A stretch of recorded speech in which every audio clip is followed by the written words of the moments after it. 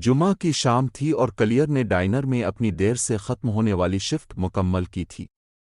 اس کے سامنے parking lot کے پار واقع مال، جو عام طور پر لوگوں سے بھرا رہتا تھا، اب کچھ زیادہ ہی خاموش نظر آ رہا تھا۔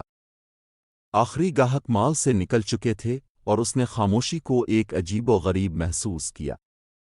کلیئر کو مال کے بند ہونے کے بعد اس کے پاس سے گزرنا ناپسند تھا۔ یہاں خالی خالی سا محسوس ہوتا تھا۔ جب وہ مال کے داخلی دروازے کے قریب پہنچی تو اس کی نظریں ایک مدھم روشنی پر گئیں جو اندر سے آ رہی تھی۔ دروازے بند ہونے چاہیے تھے، مگر وہ کھلے ہوئے تھے، جیسے اسے اندر بلایا جا رہا ہو۔ کلیئر نے اپنی تجسس کے باعث قدم بڑھایا لیکن فوراً رک گئی۔ اندر جانے کا خیال ہی اسے ڈرا رہا تھا، لیکن جب اس نے ایک سایہ دیکھا جو روشنی کے پار حرکت کر رہا تھا، اس کی سانس رک گئی۔ کوئی اندر تھا؟ یہ سیکیورٹی گارڈ نہیں ہو سکتا تھا، ابھی تک اس نے اسے سلام نہیں کیا تھا۔ اس کا دل دھڑکنے لگا، کیا اسے کسی کو کال کرنا چاہیے؟ کیا یہ کوئی چور ہے؟ اس نے فیصلہ کرنے سے پہلے ہی وہ سایہ غائب ہو گیا اور روشنی مدھم ہو گئی۔ صرف ہلکی سی روشنی باقی تھی جو ایمرجنسی لائٹس سے آ رہی تھی۔ اسے واپس موڑ جانا چاہیے تھا، لیکن کھلے دروازے نے اسے متوجہ کیا۔ بے چین کن فیصلے کے باوجود کلیئر نے اندر قدم رکھا۔ سرد ہوا نے اس کا استقبال کیا اور اس کے جسم کو کپکپانے لگا۔ اندر مال وسیع اور خاموش تھا۔ عام ہنگامہ خیز شور و غل کی جگہ ایک بھاری خاموشی نے لے لی تھی۔ اس کے قدموں کی آواز ماربل کی فرش پر گونج رہی تھی۔ جب وہ احتیاط سے آگے بڑھی، ہیلو، اس نے کہا۔ اس کی آواز بس ایک سرگوشی تھی۔ کوئی جواب نہیں آیا۔ جو روشنی اس نے پہلے دیکھی تھی وہ ایک دکان سے آ رہی تھی، مگر اب پوری مال تاریکی میں ڈوبا ہوا تھا، سوائے اوپر کی ایمرجنسی لائٹس کے جو لمبے سا ڈال رہی تھی۔ اچانک اس نے پیچھے سے قدموں کی آواز سنی۔ کلیئر نے مڑ کر دیکھا، اس کی سانس رک گئی، لیکن وہاں کوئی نہیں تھا۔ جو کچھ بھی نظر آ رہا تھا وہ بس تاریک حال تھا جو فوڈ کورٹ کی طرف جا رہا تھا۔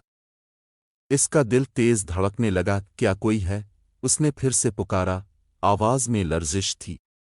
ابھی تک کچھ جواب نہیں ملا۔ پھر وہ آواز آئی، نرم اور سرگوشی کے انداز میں، جیسے ہوا میں سرسراہٹ۔ اس نے الفاظ کو سمجھنے کی کوشش کی، لیکن وہ اس کے جسم میں ٹھنڈک ڈالنے والی تھی۔ یہ آواز کہیں قریب سے آ رہی تھی، لیکن وہ نہیں جانتی تھی کہاں سے۔ مال نے آواز کو بگاڑ دیا اور ہر کونے سے گونج رہی تھی۔ کیا کوئی ہے؟ اس نے پھر سے پکارا۔ خوف سے اس کی آواز کانپ رہی تھی۔ جواب نہیں آیا۔ آواز دوبارہ آئی، اس بار قریب اور ساتھ ہی نرم، کھسکنے کی آوازیں۔ کلیئر کے ہاتھ لرزنے لگے جب اس نے اپنے فون کی روشنی کو ادھر الفادیر پھینکا۔ وہ اب محسوس کر سکتی تھی وہ اکیلی نہیں تھی، کچھ اس کے ساتھ تھا۔ اس نے پیچھے ہٹنے کی کوشش کی، دل تیز دھڑک رہا تھا۔ قدموں کی آواز بلند ہوتی گئی، قریب آتی گئی۔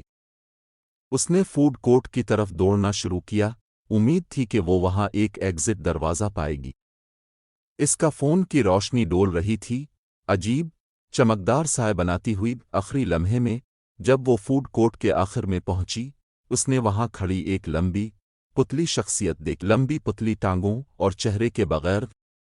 اس کی گردن جھک گئی جیسے وہ اس کا مشاہدہ کر رہی ہو۔ کلیئر کی سانسیں رک گئیں۔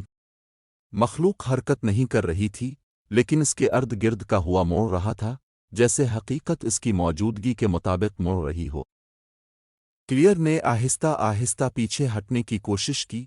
اس کا فون اس کے ہاتھ میں لرز رہا تھا، مگر جیسے ہی اس نے قدم بڑھایا، مخلوق حرکت کرنے لگی۔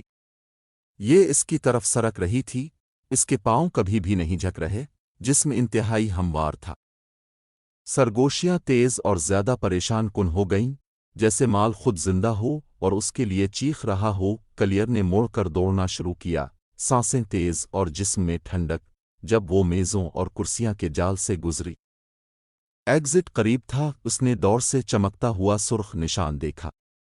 بس چند قدم اور اچانک اسے محسوس ہوا کہ کچھ ٹھنڈا اس کی ٹانگ کے گرد لپٹا ہوا ہے۔ اس نے چیخ مارا جب اس کو کھینچا گیا، جسم فرش پر مارا گیا۔ فون اس کے ہاتھ سے گر گیا، ٹائلز پر سرک گیا اور تاریکی میں ڈوبا۔ اس نے فرش کو کھودنے کی کوشش کی، انگلیاں ٹھنڈے ماربل پر رگڑتے ہوئے، لیکن کوئی فائدہ نہیں ہوا۔ جو بھی تھا وہ نہیں چھوڑ رہا تھا۔ سرگوشیاں اب سنائی دینے لگیں، ایک دھڑکن سے بھرا شور۔ کلیئر نے آخری کوشش میں چیخ ماری جب اس نے محسوس کیا کہ وہ سائے میں کھینچی جا رہی ہے۔ آخری بات جو اس نے دیکھی وہ تھی سرخ ایگزٹ کا نشان، جو مدھم ہو رہا تھا۔ تاریکی اسے نگل رہی ہوئی۔ اگلی صبح مال معمول کے مطابق کھل گیا۔ خریدار آتے رہے، اس بات سے بے خبر کہ رات کو کیا ہوا تھا۔ سیکیورٹی کیمروں نے کچھ غیر معمولی چیز نہیں دکھائی، صرف خالی حال اور تاریک سٹورز، لیکن کلیئر غائب ہو گئی۔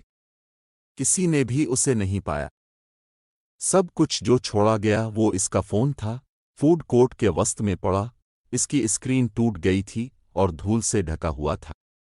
مال نے آگے بڑھنا جاری رکھا، مگر کبھی کبھار دیر رات کو صفائی کرنے والے عملہ سرگوشیوں کی آوازیں سنتے ہیں اور خالی ہالز میں قدموں کی آوازیں سنتے ہیں، اور وہ ہمیشہ درمیانی شب ہمارے سے چینل پہلے کو نکلنے وزٹ کو کریں، ترجیح لائک دیتے اور ہیں۔ سبسکرائب کریں۔